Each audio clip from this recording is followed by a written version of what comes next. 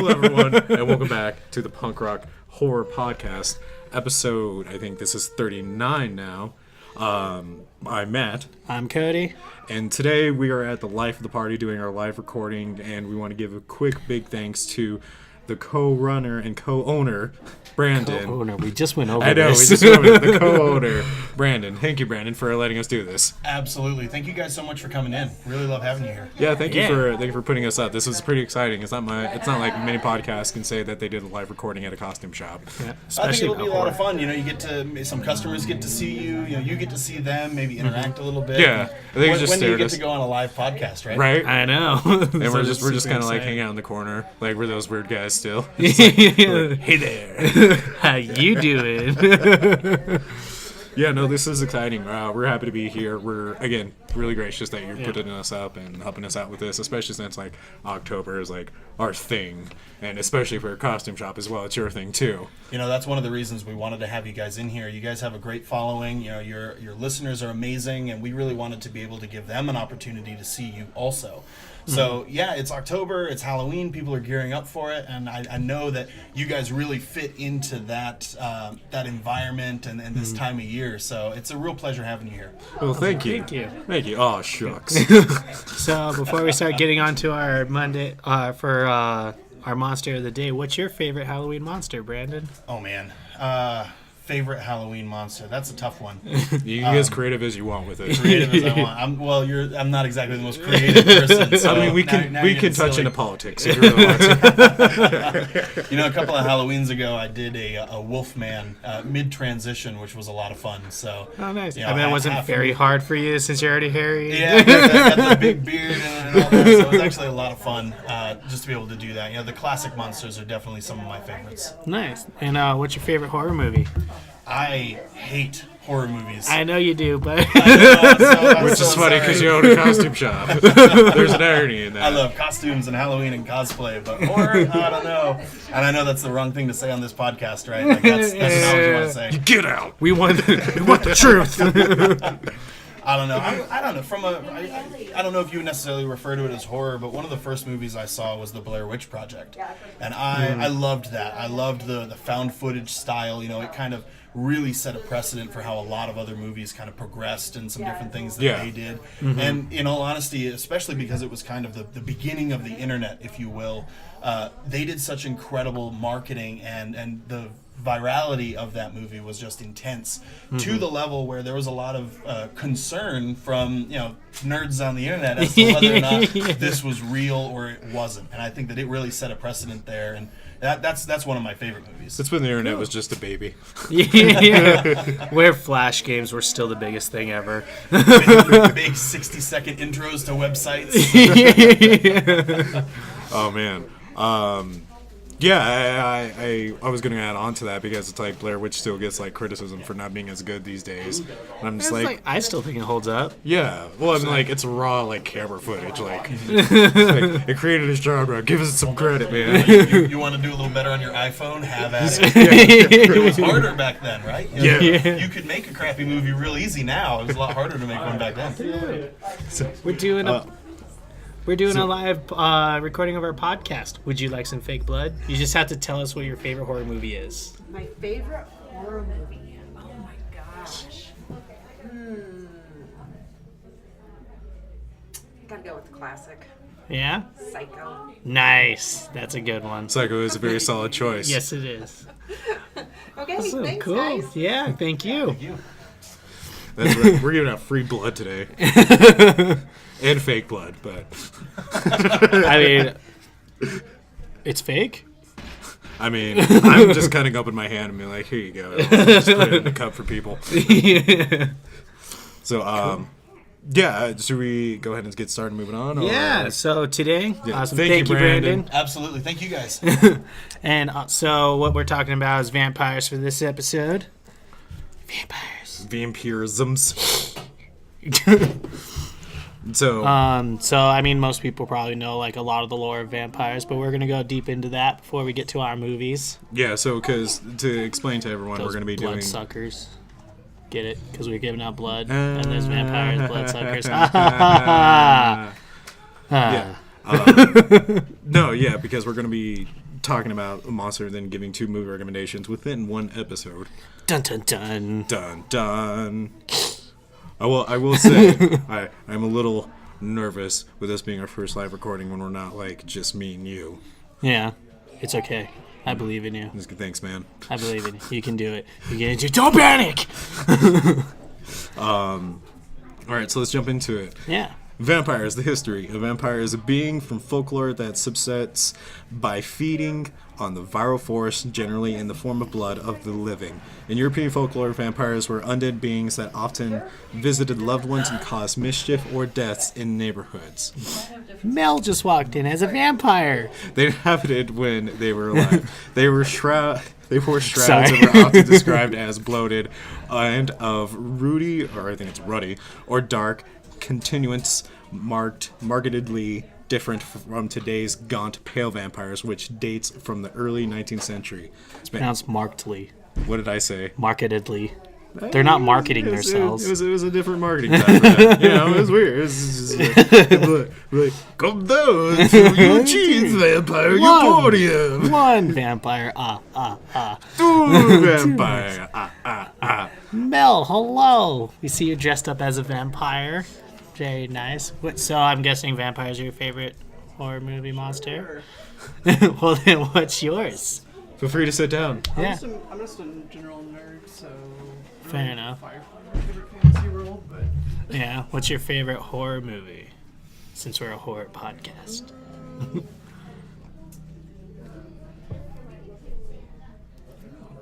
Don't know? I do like vampires as far as, like, horror goes. Oh, That's okay. my favorite for sure.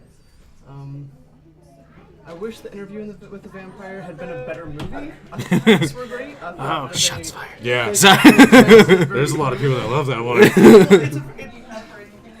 Did you read the books? No. Okay, so Reading's they hard. cast Tom Cruise and Brad Pitt opposite. They should have been switched Okay. because the way that they described Lestat is like the long blonde hair. Yeah. And so like they just cast them Right. backwards, and so that annoyed me. Oh, okay. So you were those people. Okay. Okay. Very nice. Well, do you have any, know any lore about the vampires you'd like to chime in on about? I don't know. Who wrote them? Charlene Harris. Mm-hmm. These Stackhouse novels. There's like a series of them. Oh, okay. They're the ones that True Blood was based off of, the TV show. Okay. Oh, okay. I thought it was kind of funny how, like they're saying that garlic was just obnoxious, but it didn't really bother them. And also that the name of the vampire bar was Fangtasia. Fangtasia? That's great. I watched that series all the way through. Yeah. I'm not gonna lie. Yeah. I read the books. I'm debating. And they did a pretty good job with the. They have series. good gore in the series. Oh, yeah. That's what hooked me on right away. For sure. I liked the humor, like in her writing. So Anne Rice is very serious. Yeah. Charlotte Harris is kind of more like a tongue-in-cheek or thing-in-cheek. Right. Puns, we've got them. But yeah, no. Swinging a weapon is it. So yeah, it's I do I think probably Charlene Harris is my favorite vampire novelist. Okay. Is that her name? Or am I mixing her up with the person who wrote? I keep thinking that you're gonna say Charlize Theron, so I can't help you in that realm at all. Yeah, me neither.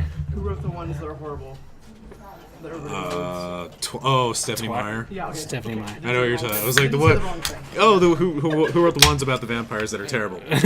Stephanie Meyer. I know what you're talking The about. sparkly ones. Well, the ones that True Blood is based off of, it's like in the southern United States, Right. so it's kind of like it's got like this southern flavor to it, which I think is kind of interesting. Okay. And then they, of course they mix in like the vampires and the witches. And Yeah, like they bring in like a lot of folklore, like fairies, shapeshifters, like I even think there's like a succubus in there. Yeah.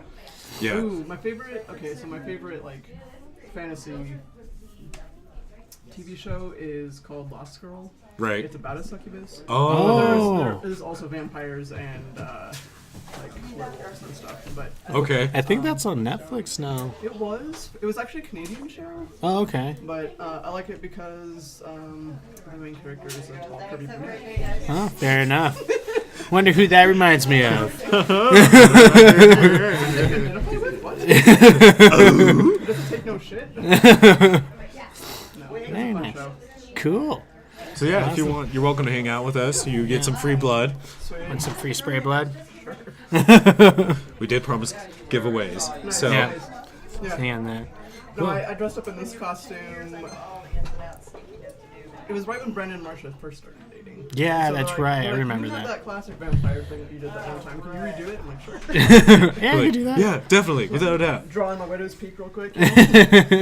Yeah, so feel free to sit with us because we're gonna talk about all the lore of like vampires and some vampire reviews that we have as well. Yeah, some so vampire movies. exactly. Vampire identities have been recorded in most cultures. The term vampire was popularized in Western Europe after reports of the 18th century mass hysteria of a pre-existing folk belief in the Balkans and Eastern Europe that in some cases resulted in corpses being staked and people being accused of vampirism.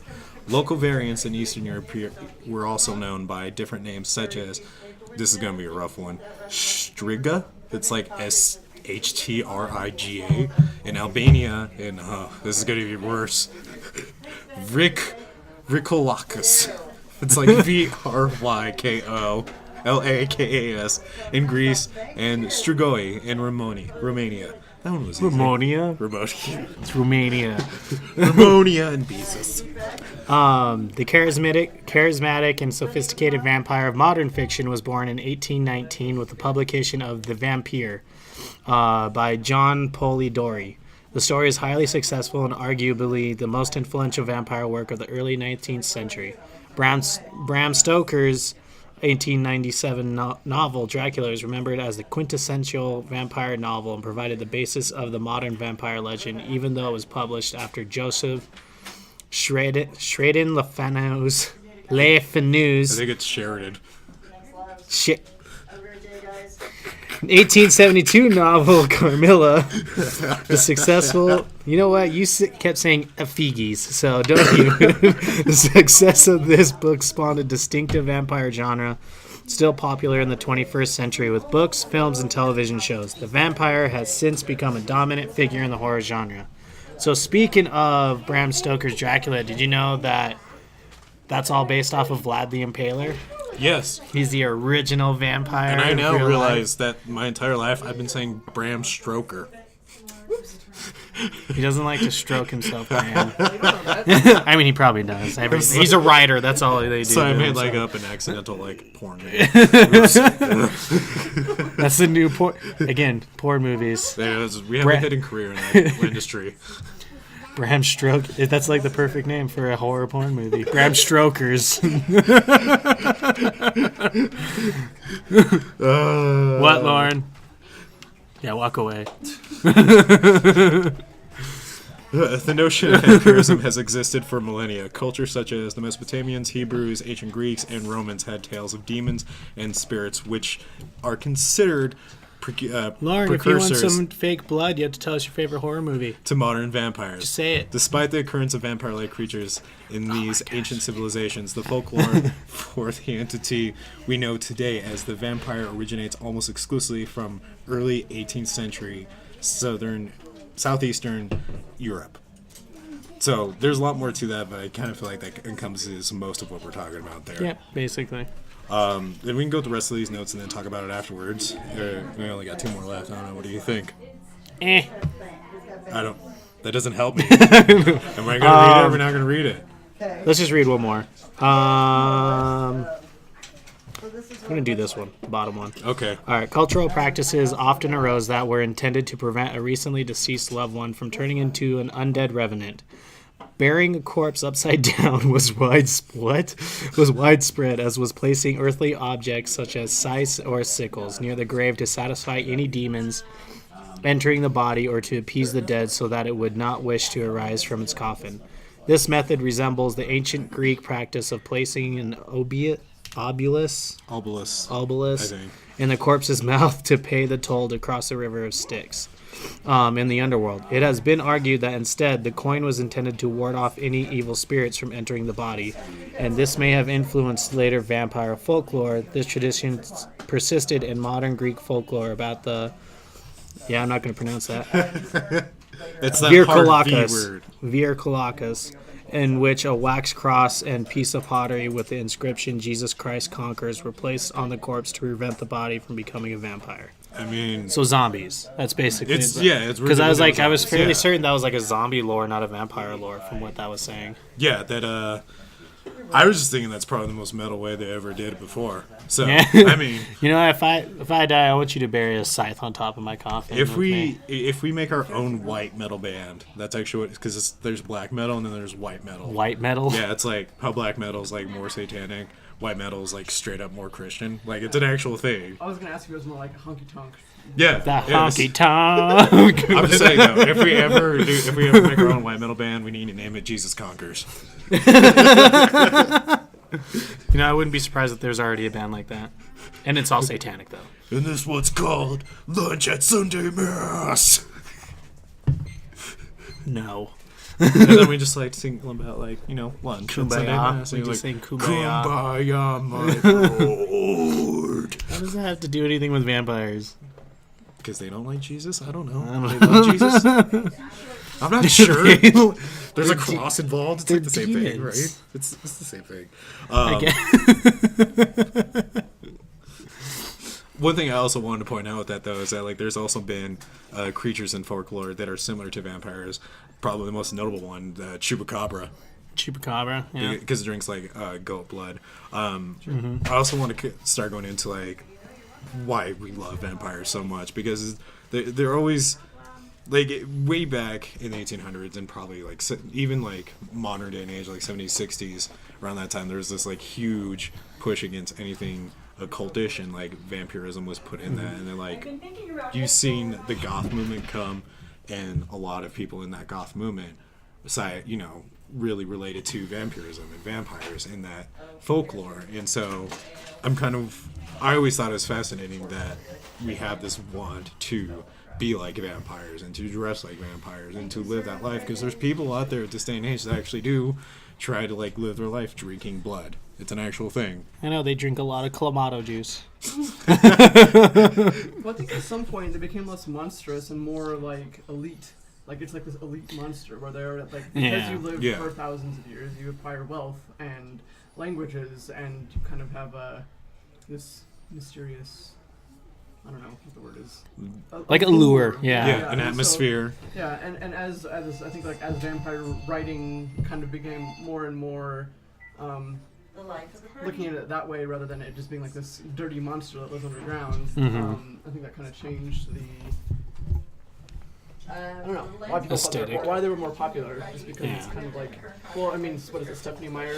Yeah. Her vampires are sparkly, like they're full of colored, like, Yeah. glitter. Like, they're so beautiful that they're just They're the straight worst. glitter. Well, what a lot of people also like misconstrued about is that vampirism was like far more monstrous and dark and like Yeah. terrifying. I mean, like everyone, Well, you if know, you look like Buffy the Vampire Slayer, the vampires Yeah. in that show are like so much more gross than. Yeah, like, Yeah, they they're kind of get ugly. like the ghost bat. Like, do Yeah. you know what a ghost bat looks like with the big pointy nose? up Yeah. front? That's what Yeah. they like turn into Yeah. before they feed. Yeah, they just look super hideous. and a lot of people even just because not compare, but like Vlad the Impaler, like we already mentioned that. Well, Like, he was a lord. exactly. Yeah. And so like vampires and vampirism was supposed to be this very dark, like kind of realm that you were supposed to stay away of, and like throughout the years it made it more humane, more relatable. Like you mentioned, like Interview with the Vampire. Like when you watch Interview with the Vampire, you kind of, relate to the vampires in there, especially what's her name? I forget the actress's name. Kirsten Dunst. Kirsten Dunst, thank you. Yeah, like you feel bad. Like I even take it though- you don't really like Kristen Dunst. I always think of that joke of Gilbert Gottfried, his story, like when he met Kirsten Dunst, he accidentally like farted in front of her. It's actually a really funny story. You should hear it sometime.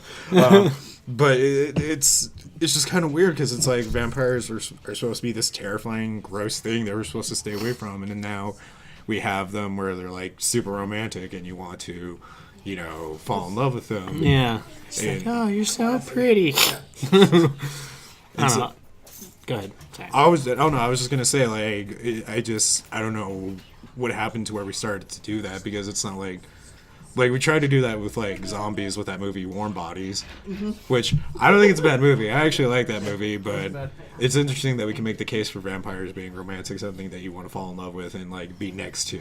But you can't do it much with anything else. Like, you can't really do it with a werewolf. Yeah, I wouldn't. American Werewolf in London's like straight up a love story. But that's like the only one that anyone ever like mentions about being the most humane of like a werewolf like story. Even though not saying that there is any others. Well, because American Werewolf in Paris is garbage. We don't talk about that one. Well, I mean, like, I guess. Well, I gotta say because like I never actually really like, cared for vampires because I hated the fact that like so it mostly was with like Underworld. The fact that you were rooting for these vampires when they were fucking douchebags. The werewolves just wanted to live their lives, and they're like, well, we're just being poor and living lives in the gutters because of you assholes, but we're fine. Yeah. And then they're just like, no, we got to kill you all because we're rich and assholes. So. Well, I mean, like, vampires always, like, put in as, like, the top of the hierarchy because they've lived for, like, years upon years and can amount of wealth. Like, get all this money and power because they don't ever die. I know, but, like, that's the one thing that I always... I don't know, because this was always an argument that I had with all my friends back in high school. Because, like, remember Arturo and then my our little group, Tori and all of them, they were like, yeah, we're vampires because they were all gothic. I was like, fuck you guys. I'm a werewolf just to piss you off. So one of my favorite book series is the Iron Druid Chronicles. Who writes them?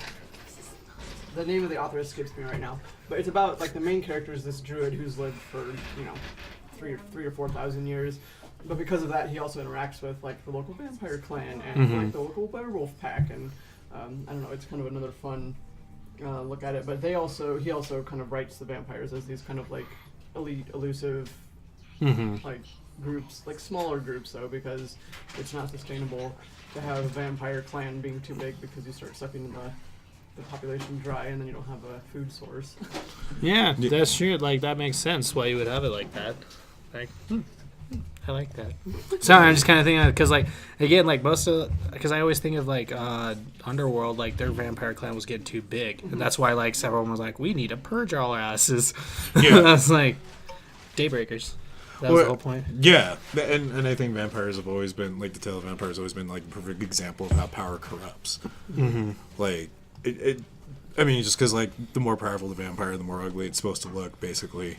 Yeah. Unless it's Twilight, The Will apparently. Smith movie, I Am Legend, was those vampires, were the monsters in there? Yeah, I think those were vampires. Well, okay, in the book, they were more vampiric. I never read the book, but I saw the movie. Yeah, the Omega Man, the actual Omega Man book, they were more vampiric. And then there was the first Omega Man movie that made it more mutants. And then there's the Will Smith one, where it's kind of mashup of vampires and mutants, where they couldn't be out in the daylight and stuff like that. But they don't really show them much. Like, I don't remember what they looked like.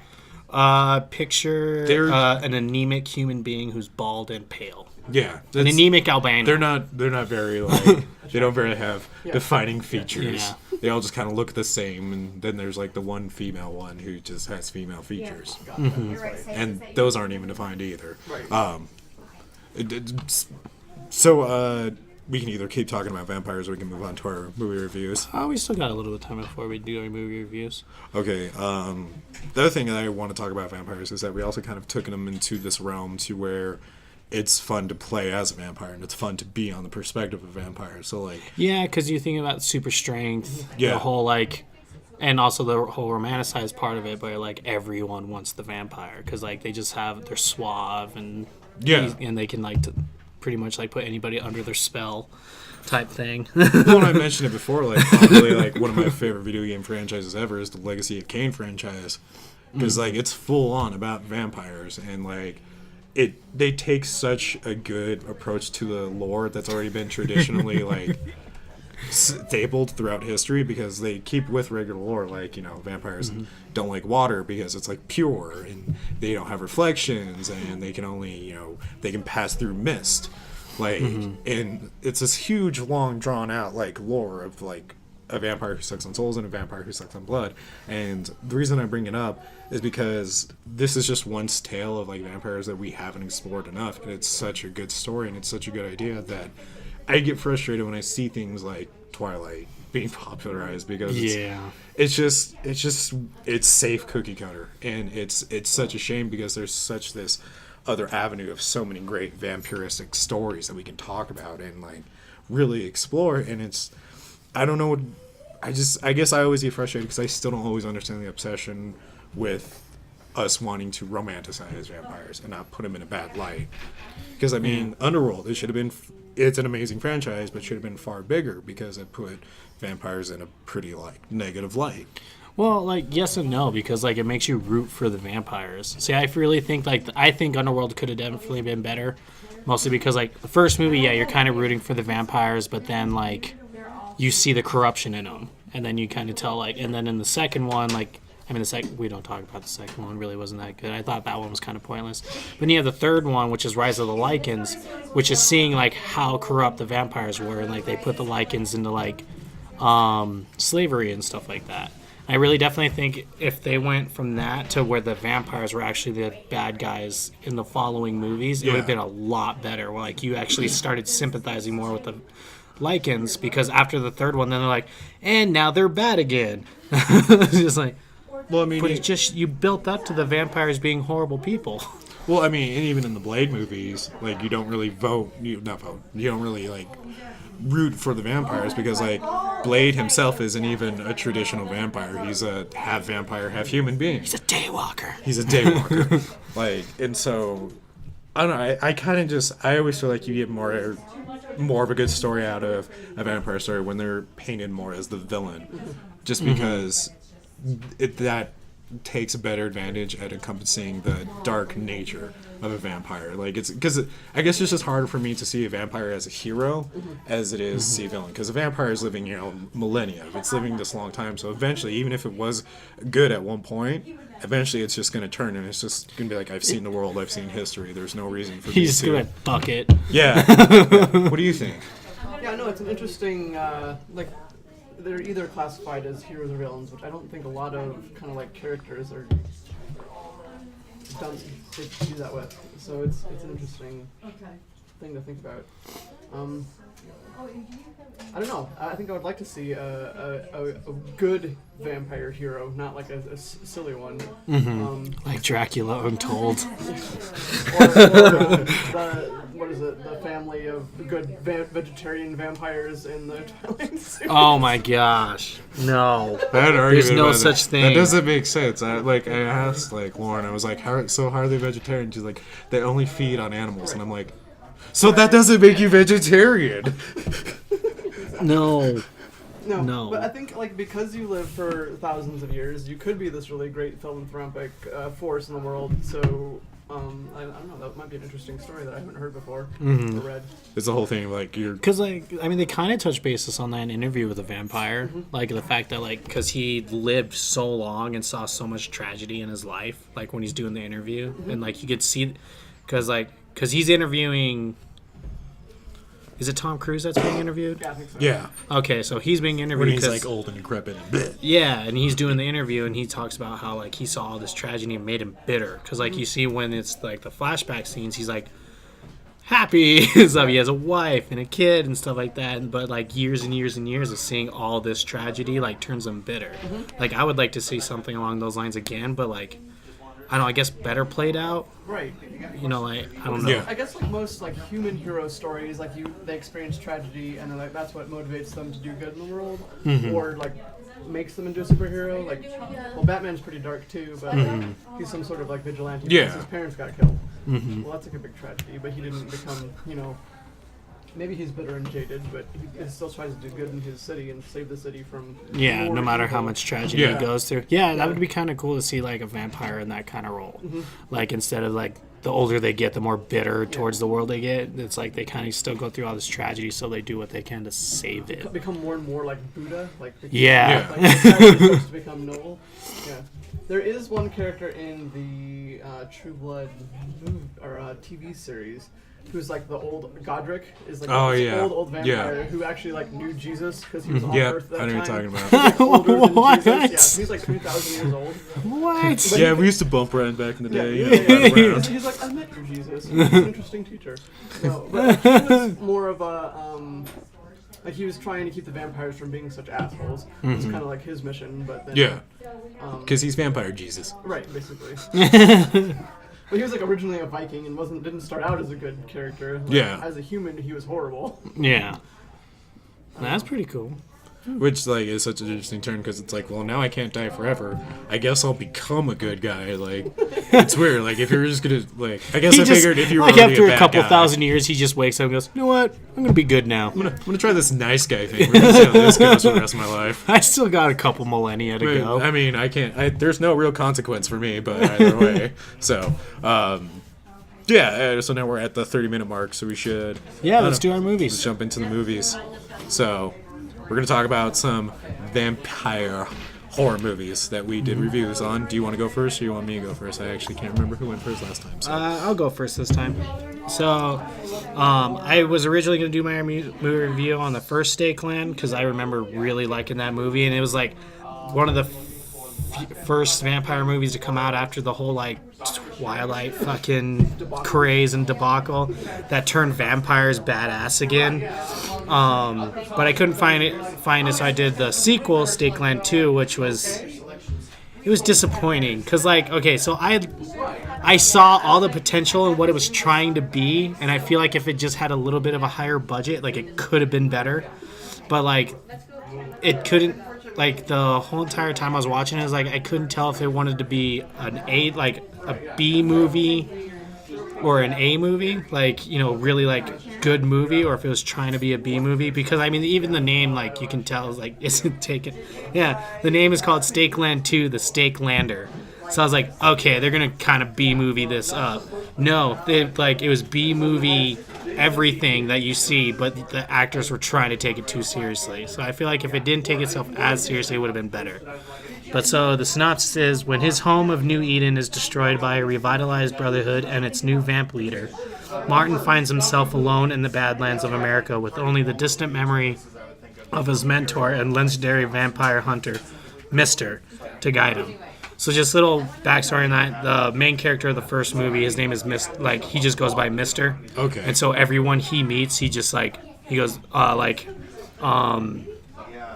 Martin.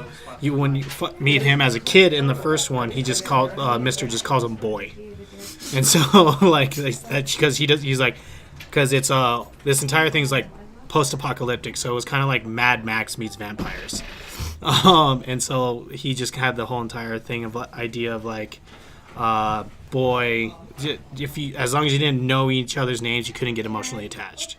So that was kind of the whole point of it. But so as I was watching the movie, like, the one thing that agitated me the most was, like, right off the back, it started narrating itself. Like, the main character was narrating. I was like, oh, you're supposed to be like John Connor, because I get the reference of the whole... Stop that. That was the biggest disappointment of the movie. But the story was good. Like, I actually enjoyed the story. It was, like, typical, like, revenge movie where, like, he loses his family and is starting to hunt down the new vampire leader. I will cut you off real quick because you forgot to... Oh, yeah. It was directed by Sorry. Dan Burke and Robert Olson, written by Nick D'Amici, stars Connor Paolo, Nick D'Amici, Laura Abramson. Yeah, you don't have to give such an attitude. Jeez. I'm going to. I'm actually not even going to read that part because I figured it out in the beginning. So the beginning starts out pretty strong because you just see... you see the main character that you're going to be following. I'm just calling him Boy because that's just what I remember him as. He's like sitting by this fire and he's he sees Mister and he's like trying to tell him about like his wife and kid's death. It's not a spoiler. It's like that's what it is in the very beginning. And so he's trying to tell him, he's like, they're both dead. And then Mister's telling him, he's like, yeah, but you're alive, so start living like it. And then you just see the boy sitting at the fire where they both were, and it's just him. So he was kind of like, it was all up in his head about it. And like the beginning starts off strong because it shows, you know, the wife getting killed, the new main bad guy, and like gives a little bit of backstory of what happened in between the first and second one. You really don't need to see the first one for this one, which was kind of nice, but Right. it still makes sense to kind of see it just to pretty much get Boy and Mister's character established because they kind of don't reestablish them as much. So it's like it kind of expects you to watch the first one, which I always thought was kind of nice in movies when they do that. But it started off strong with that and this whole entire scene of like you see the dread because they live in this post-apocalyptic world where the vampires they don't have they have human forms, but their faces are all messed up and sharp teeth, and like they have the ghost face like we were talking about with Buffy. Like we know when the vampires are about to suck blood or turn evil, they get all mutated face. They get ugly. We can say they get ugly. They get ugly, and they're called berserkers. And so it's really cool because they're kind of zombie-like. That's what I really liked about this movie, is it turned the vampires into these monsters, ravenous monsters. And when you're infected by them, you just can't help yourself. You have a bloodlust. And there's this all cool thing. And then there's this shitty montage while he's narrating over it. And I was just like, and you lost me. But then it picks up, and then once it gets done with the montage of him, like, I have to go find Mister. Like, that's the whole point of it. That's when it picks up because there was this really good twist with this old couple because it really establishes how everything's just gone to shit now. Right. Because Boy in the first movie he's basically living in this place called New Eden, which is where all these people established an actual like lifestyle where everyone can live happily and stuff like that without having to worry about vampires. And then it gets attacked by vampires. There would be no sequel if that didn't happen. But then but as it goes on, like, there's some really moments that kind of took me out of it. Like, when you finally meet Mister, he's part of this, like, Mad Max-inspired cult that has a Thunderdome of their own where they have people fight to the death with a vampire hanging up that they feed the loser to and stuff. I was like, I see where you're getting from. It's Mad Max in America. Spray cans of, like, silver paint and everything, except it's, like, red paint. The original Mad Maxes, so not Witness Me. Like Thunderdome with the not Morton Joe, but the two big enter, dude. one leaves. Yeah. Gibson, right? Yeah, the one with Mel Gibson. Before he got really crazy. Yeah, that was exactly what the dude says. He's like, two will enter to a fight in the death. Like this little pit, and you see everyone like cheering and stuff.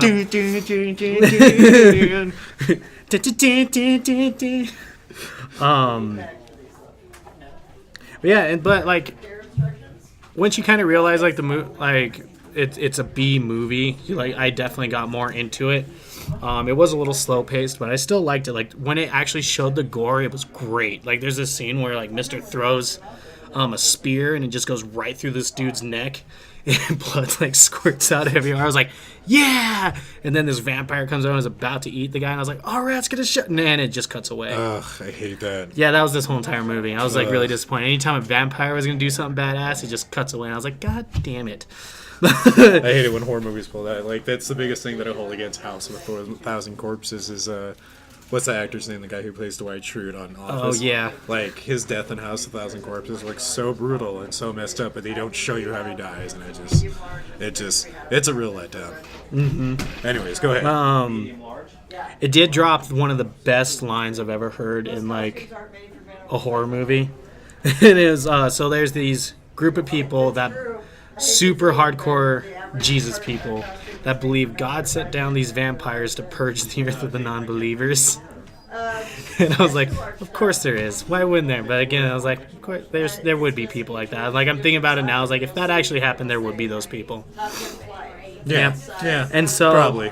And so they get and so the Boy, Mister, and apparently, like, in this world, there's human beings that just go feral, and so they act like feral animals and stuff.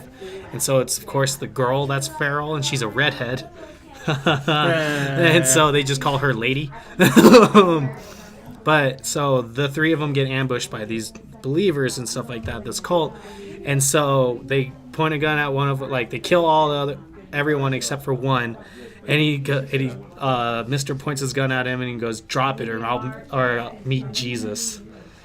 He's going to shoot him and send him to go meet Jesus. I was like, that's pretty great. I'm going to have to tell that to Deb whenever she's like holding something. I'm like, drop it or meet Jesus. It's such a weird just like line to throw out there. I know. I thought it was great. It or meet Jesus. Let's see what else. Oh, one cool thing that I liked about this that they rarely do in movies that I've ever seen is they actually use group tactics. So when they're fighting like 2-on-1 on a person, the only other time that I ever saw a 2-on-1 like they actually use their numbers against it is either in the WWE or Episode 1 from Star Wars, They're fighting Darth Maul. It's the only time I've ever seen an actual 2-on-1 where instead of like one goes at him, gets knocked down, the other comes out, Like gets each knocked person down. takes a turn hitting him. Yeah, Got it. they both just go at it. Like, and I was like, that's what I would do. Like when I'm like thinking about it, I was like, That makes sense. Yeah. Teamwork. Who Or- would have thought? exactly. It's harder to choreograph and doesn't look as good on the screen, I think. Mm-hmm. But yeah, that's how like actual war is. Yeah, they're like, there's two of us. Let's not wait for the other one to get their ass knocked out. No, they both just like go at the main like villain, which I thought was really cool. And you actually feel for the villain in this. Like even though she's like this badass monster vampire who can control all the berserkers, she actually has a reason to do what she's doing, and I thought that was actually pretty cool. Instead of just like, oh, vampires are just assholes. Like, I can't spoil anything, but it's like Mister does something to her when she was younger, and and it like links it in the story pretty well. No, I don't want a mustache line, and so, or a beard. I don't want it. But it made sense, and you kind of like felt for it. It's like, oh, okay, like even though you're still pulling for the humans, because I'm pro-human race, Right. for the most part. Of course. But there are some people. Yeah. But You like know who you you still are. like you actually understand why she's doing what she's doing, and they hype her up as this badass vampire lady, and it makes sense when like they're fighting her, like how they could possibly overcome her, or why she would actually end up overcoming that.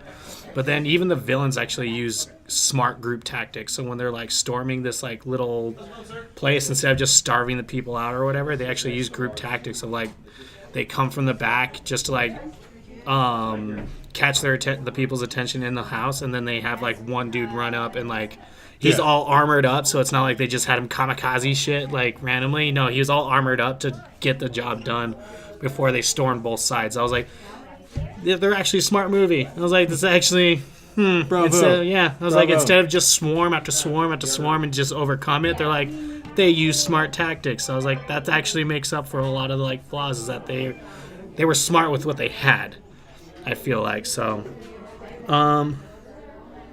where is it there? Oh, and one cool thing like is actually happened in both my movies, but there was actually like a strong gay couple in this movie, but they don't like throw it into your face about it. Like that's one thing I really like about when movies do, is they just have them as characters. Like they're not overly flamboyant. No, they weren't super flamboyant. They weren't, and the movie didn't go like, yeah, they're gay. Hey, by the way, did you know these two people were gay? Hey, by the way, they're gay. Like, Yeah, how, they like, have to keep reminding you that they're... No, it was just, there was a subtle hint, and then the last couple scene, like the last scene with them in it, like they shared a kiss, and that was it. And I was like, cool, like that. I was like, it makes you feel for him. So I was like, yeah, they found love in this entire thing. It didn't matter that they were gay. That's what I really liked about it. So, but yeah, I would honestly say it's a decent watch. Like if you're looking for a good B movie, it's a good watch. But just know that it kind of takes itself a little more seriously than it should, I think. But I still enjoyed it. It's a vampire movie that isn't Twilight. That's solid. What else do you need? I would definitely recommend more the first one. The first one is fantastic. So, but yeah, What's it called again? Stakeland. Stakeland 2, the Stakelander. It- But Stakeland, I mean, is on really here, good. it's It was just- on Netflix, but they took the first one down. On IMDb, they just have it as the Stakelander. Yeah, but the first one's really, really good. Really good. So a couple fun trivia facts. There isn't very many. The music being played from the music box is the theme to Dracula 1931. That's pretty cool. And at one point in the movie, Mister says, a man who spends his life on revenge, he might as well dig 2 graves. Connor Paola starred in Revenge 2011, which is centered around said quote. Huh, go figure. Yeah. Who would have thunk it? With that being said, I'll go ahead and start jumping into my review, which, by the way, is a solid review. I like it. Stakelander. The Stakelander. The Stakelander. I can't get over that. The Stakelander. It kind of sounds like... It's Highlander. The whole entire movie was Highlander. It just I was like kinda sounds watching it. I was like- like, this is Highlander. It kind of sounds like a Blade satire that The Simpsons would make. But like my two biggest critiques about the entire movie was the fact that there was the stupid ass fucking voiceover narrations of every part that they can get, and I was just like, there's no need. You can literally just watch the movie and you understand. I need it. No, you don't. You really like it's. I need them to remind me if I'm watching a movie or watching a book. That's how I but don't know. It was that, and then every death scene that included a vampire was off screen. Like the best death in the entire movie is when Mister literally rips a throat out of a vampire and it shows it. I was like, why can't you do that with the vampires? So going forward, then I decided to do my review on Daybreakers. Have you seen Daybreakers? It's with it's with Sam Neill and Ethan Hawke. Yeah. Well, You get would like ready it. for a great review of a great vampire movie. It is Number fantastic. dose. So And Daybreakers. again, this came out just after the whole Twilight craze and did vampires greatly. It came out like during it, I think. Well, It was after the first Twilight. Yeah. Because we all moaned in the theater when we found out the main character's name was Edward. yeah, but I like this guy's name. Yeah, we all but they like- call him Ed in the movie. They call him Ed. I know. So, Daybreakers came out in 2009, and its premise is, which, by the way, this is funny now. In the year 2019, a plague, shit. a plague has transformed almost every human into vampires. Faced with a dwindling blood supply, the fractured dominant race plots their survival. Meanwhile, a researcher works with a covert band of vamps on a way to save humankind. It's directed by Michael Spierig. The Spear Brothers. Peter Spierig, yep, the Spierig Brothers. Written by the Spierig Brothers. Stars Ethan Hawke, Willem Dafoe, and Sam Neill.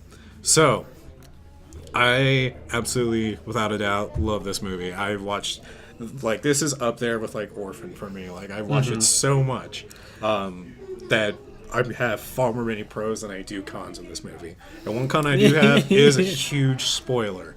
So we'll wait till we get to that point. I'll let all the listeners know how far to go ahead. You judging us over here, Mel? And she got Just wide-eyed like- when I was like, spoiler! And she's like, well, great, now I have no reason to watch it. So It's not that big of a spoiler. I think I'm semi-familiar with the storyline. But I don't think I've watched the whole movie. You should. I bet I'll make the case for you. Okay. Yeah, you should. So, pros. This movie is without a doubt have some of the most fantastic gore I have ever seen in a horror movie. Yeah, it's It still is that over ending. the top. It is bloody. It is in your face. It is loud. It's literally a gorehound's wet dream. Like it's perfect. The gore is perfect. Like probably like, and it doesn't hold back at all. So like one of the very first scenes that shows how great this gore is when Ethan Hawke's character Ed is like testing a new blood substitute on a test subject, and you know, the test subject, he starts to boil up and like seizure, and they have to like put in another dose of like different type of medicine and get him to calm down, and he calms down, and all of a sudden he just blows up. The guy just blows up in the middle of on the table, and just blows up in the room, and just like blood on the walls, blood on the glass, and it's just like, and just like it It's gets like a on like mosquito on the car winch. yeah, and just- right, and it gets on like on Ethan Hawke's face, like character, and he's just like, well, that didn't work. So they do not hold back on the gore, and it's perfect with its gore. I love it. Second of all, another pro is that it's a fresh take on a vampire story. So, we already kind of talked about this. I'm tired of like seeing vampires like in the romanticized storylines. This one does not play that at all. It's purely, you know, vampires have taken over the world. You know, they're the dominant species, and their survival is key on finding a new blood substitution. So you see them become very predatory, very, you know, dominating and overwhelming, and it's just a fresh take because it's like finally like a small group of like humans fighting against vampires, and I love the fact that they took this story and they went this direction with it. And Ethan Hawke, Sam Neill, and Willem Dafoe do a fantastic job in all of their roles, because Willem Dafoe plays a character who, well, I can't say his full character because it gives away part of a big spoiler, but he's like the leader of the rebel group. Sam Neill is the super bad antagonist who's the main vampire guy. Like, you can basically put him as Dracula in this universe. And Ethan Hawke is just the guy caught in the middle trying to save everyone and not get everyone killed. And that's what I love about him and all these characters, because they do it to a T, and it's just nice to see Sam Neill in another prominent role when he's not, you know, an archaeologist. Yeah, he does. Dinosaurs. Exactly. Now when he actually like claws at someone, he actually means it. Except hallucinating raptors. Alan. Alan. That's right. Jurassic Park 3. What's also really great about this one is that it puts you in a vulnerable state with how overwhelmingly powerful the vampires are in this movie. Because, and this goes back into like the amount of gore they put in this movie, is that they don't hold back and they show how much strength these vampires have when they want blood, how they just rip off limbs and like massacre like entire rooms of civilians just to have blood.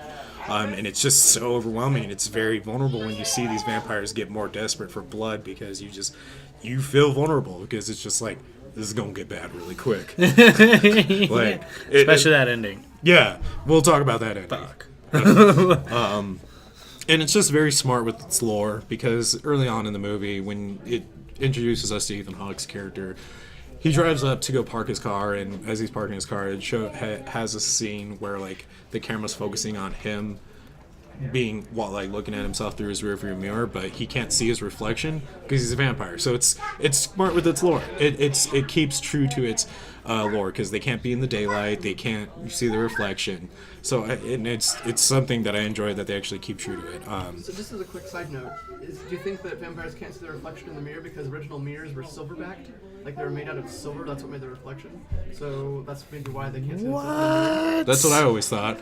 I didn't even know that. I always thought that it was the whole, because like when you become a vampire, you're giving up your soul. Right. And so there's the whole like, because I think it's like more in like Asian like culture, like it's believed if you stare at a mirror, like your soul's being trapped in it. And so that's why like vampires can't see themselves, because they don't have a soul to see themselves. Because it is every reflection, not just mirrors. Is it? Yeah, it's all It was reflections. just mirrors. Yeah. Mirrors are just more prominent because you see your reflection in a mirror. Yeah. Also, I noticed on some. Sorry, I just noticed because in some horror movies with vampires and stuff, they look like at a puddle of water and they can't see them. The only one that like goes against that is Underworld, because they want that epic scene of Kate Beckinsale splashing into the water, and then you see her reflection from the water, and it's like, wait a minute. Wait a minute.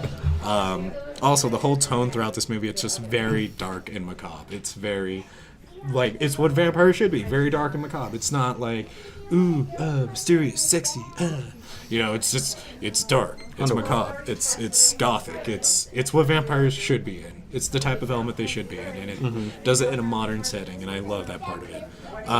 Although I do have my cons. So some of the CG in this movie is not the greatest. It does not hold up too well. A key point is in the beginning of the movie when it shows this scene of this girl writing a note and then goes out into the sun. And basically the note is just basically saying like she can't live the rest of her life being 11 years old for the rest of her, life. And so she goes out to the sun and burns herself alive. And as she's like crumbling to ash, that scene is just really bad CG. Like it doesn't hold up well. I will say though that I love gore. I love a good amount of gore. I love a lot of gore.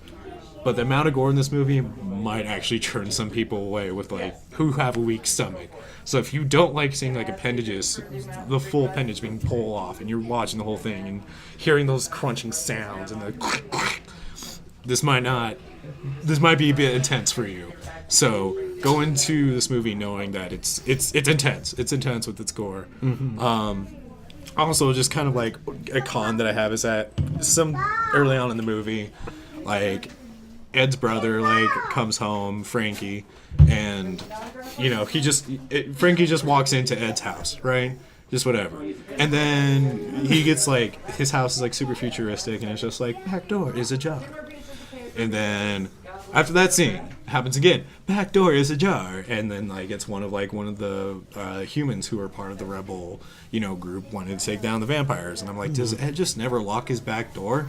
Like, I get it, you're a vampire, you live forever, whatever, but that's just back door is ajar. Well, the thing back is, door like, is ajar. the part that I thought was funny is because there's all the feral vampires that are running around. Yeah. Because he's like, And then a feral vampire gets into his place because back door is ajar. Like, does he just not lock his black door? Like, that just bugged me. My other con though is a pretty big spoiler, so I can either go into it or not talk about it. Honestly, do it. Yeah. Okay, Do so it. all right, listeners, I am going to put. Let's go with the good 5 minutes. If you don't want me to spoil anything for you, then skip ahead 5 minutes in 3, 2, 1. So, the biggest spoiler that I hate about this movie is that, and I didn't notice this my first time going through, is that, so they find a cure to turn the vampires back into humans. And the way they do it is with treated blood. And so basically it's like it's a vampire who turns into a human. So that's treated blood. So basically a lot of sunlight exposure. Yeah. That's how it is. That's how they got the treated blood. Was a vampire was in the sun and then went underwater. And that's his blood was treated. And then Ethan Hawke's character, Ed, meets his character. And Ethan Hawke's character is a scientist. He's a doctor.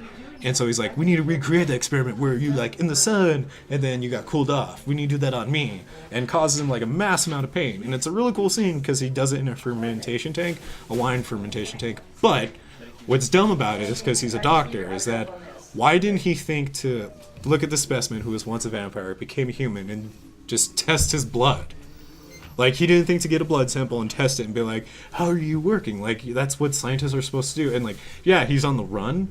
But at the same time, when you're at your hideout where all the other like rebel humans are hiding out, why not test out the blood then? Why didn't anyone else test out the blood at this point and be like, oh yeah, we found out it was just treated blood. We're just going to put it in like some trank darts and shoot vampires with it. Like, it makes sense and would have saved a lot of like other human lives in the movie. Instead, they just like, let's burn me alive. Like, Ed is some sort of like trip to like punish himself or something. Like, I don't get it. Yes, he was. Like, but still though, that was like, the whole point of the whole movie. Was he hated his life. No, and I get that. He hated that he was a vampire. I get that. Like, but yes. As a doctor, as a scientist, you couldn't just like look at like someone who was a vampire became a human and be like, let's look at your blood and study you, and then be like, oh hey, your blood is actually the cure. Like, I feel like that would have like changed the pace of a lot of things and like saved a lot more lives, and that just really bugs me the entire time. But then there would have been no third act. No, there still would have been a third act. It would have been a great third act. No, it wouldn't. Yeah, they could have still pulled it off. They would just have like trank guns instead of steak. You know, steaks, just steaks. No. Yes. No. That's just where I'm at with I'm it. just saying, it wouldn't have been as cool. It just really bothered me because it just seems like I'm like, it's probably not that good of a scientist. Like, so. No, he blew a guy up in the beginning. But I mean, to be fair, he did say like we shouldn't test it just yet. And Sam Neill's like, but money. Yeah. But that's what's really frustrating about it. And it's just such a frustrating part of the movie because it's just such a huge plot hole. It's just so big, and I hate it. Like, I can't. It frustrates me. But it's still a great movie. Like, that aside, fantastic movie. But just I hated the ending. You hated the ending? Because it leads off. It's a cliffhanger. It leads off to where there was going to be a second one, and they just never did it. Yeah, I'm so mad they never did the second one because the final scene where like there are all like the vampires are turning human, and then the other vampires, these vampires are turning human. Yeah, the whole scene is so bloody. It's so gory. It's like there's like flying 10 minutes. And, like, so they find out that if a vampire sucks the blood of a vampire that turned human, they turn human. And so there's this entire like 5-minute scene at the end because we're still in spoiler territory, so we can still say, one of the vampires who turned back into human like goes and starts shooting people, then he gets like attacked and mauled by the vampires, and then they all turn human. Yeah. And then more swarms of them come in. They like can smell the human blood, so they start tearing at them. It's just 5 minutes of like hordes of like them just killing each other, and it's insane. Like the entire time, like there's slow music and it's all in slow mo, and you're sitting there like. Fuck. Yeah, like in that whole moment where it's like all slow mo, it's actually so intricate because if you take the chance to look at it, like you see different body parts flying, you see it from flying like a good corresponding parts of like the room. Like it's pretty well done. It's pretty smart for how like they choreograph that entire. It's basically scene. Like the Cabin in the Woods when the monsters come out of the elevators. Yeah. Did you ever see Cabin in the Woods? Get on it, Mel! So, like, having been a medic in the army, gore movies, I don't like them. Something like that doesn't look right. That doesn't look right. This is stupid. I don't like it. That's not right. Like this one. That's not real. I don't know. I feel like the gore in this one, the way they tore off limbs, was very more anatomically correct. Especially with, like, vampires and their supernatural strength being kind of the excuse for it, too. Not like the Black Knight and Monty Python where he chops his arm off. Yeah. It just... Well, and it's just... it's good. It's a good scene. No, it's not. It's right there. It's just a flesh wound. We're back from the spoilers. So yeah, and just one thing I also want to tap on is that it's with the lore of this movie is that one thing they talk about is like when vampires are getting thirsty for blood, they start to suck their own blood, and it increases their mutation. It makes them look more horrid, like traditional, like terrifying vampires that you would see in like Eastern folklore.